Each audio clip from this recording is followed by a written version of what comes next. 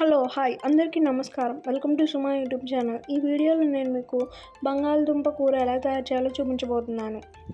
ముందుగా 3 టమాటాలు, 2 ఉల్లిపాయలు, 2 పచ్చిమిరపకాయలు, ఇంకా 3 బంగాళదుంపలు తోలు తీసుకొని ఇలా చక్కగా కడుక్కొని సన్నగా కట్ చేసుకోవాలి.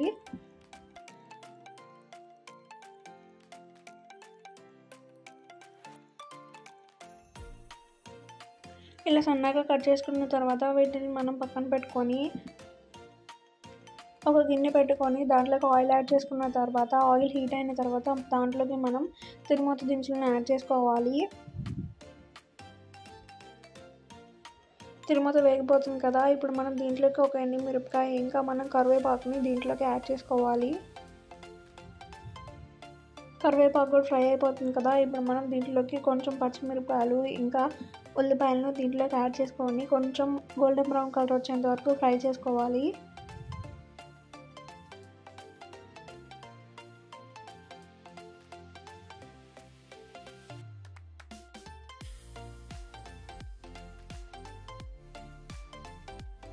చూడండి, గోల్డెన్ బ్రౌన్ కలర్ వచ్చేసింది కదా, ఇప్పుడు మనం ముందుగా కట్ చేసి పెట్టుకున్న టమాటాలు, పచ్చిమిరపకాయలు, ఉల్లిపాయలు ఇంకా బంగాళదుంపలను దీంట్లోకి యాడ్ చేసేసుకోవాలి.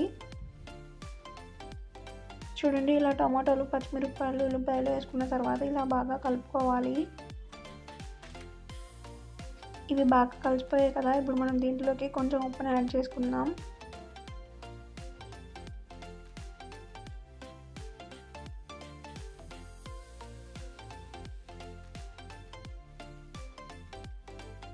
ఇలా ఉప్పుని యాడ్ చేసుకున్న తర్వాత ఒక 2 మినిట్స్ ఉడికించుకొని తర్వాత దాంట్లోకి కొంచెం వాటర్ని యాడ్ చేసుకోవాలి. వాటర్ని యాడ్ చేసుకోకపోతే బంగాళదుంప ముక్కలు ఉడకవు. టమాటో ఉల్లిపాయ ఉడికిపోతాయి కానీ బంగాళదుంప ముక్కలు ఉడకవు. అందుకే మనం దీంట్లో కొంచెం వాటర్ యాడ్ చేసుకున్న తర్వాత అవి వాటర్ అన్ని దగ్గరకు వచ్చేదాకా చూసుకోవాలి. ఒక 7 నుంచి 8 మినిట్స్లో మొత్తం ఉడికిపోతుంది. తర్వాత దీంట్లోకి మనం ఒక 1/2 స్పూన్ సాంబార్ పొడిని యాడ్ చేసుకోవాలి. సాంబార్ పొడి లేని వాళ్ళు కొంచెం పసుపు, ఒక 1/2 స్పూన్ ధనియాల పొడి, ఒక 1/2 స్పూన్ జీలకర్ర పొడి యాడ్ చేసుకున్న తర్వాత దీంట్లోకి ఒక 1/2 స్పూన్ కారంను కూడా యాడ్ చేసుకొని బాగా కలుపుకోవాలి. చూడండి, ఇది ఉడికేలోపు దీంట్లోకి మనం మసాలాను రెడీ చేసుకోవాలి.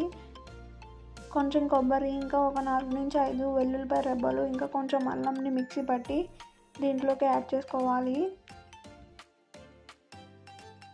చూడండి, కారం వేసాక ఒక 3 నుంచి 4 మినిట్స్ ఉడికిపోగానే మనం ఇంకా దీంట్లోకి మనం తయారు చేసి పెట్టుకున్న మసాలా పేస్ట్ని యాడ్ చేసేసుకోవచ్చు. కావాలంటే మనం దీంట్లోకి గరం మసాలాను కూడా యాడ్ చేసుకోవచ్చు.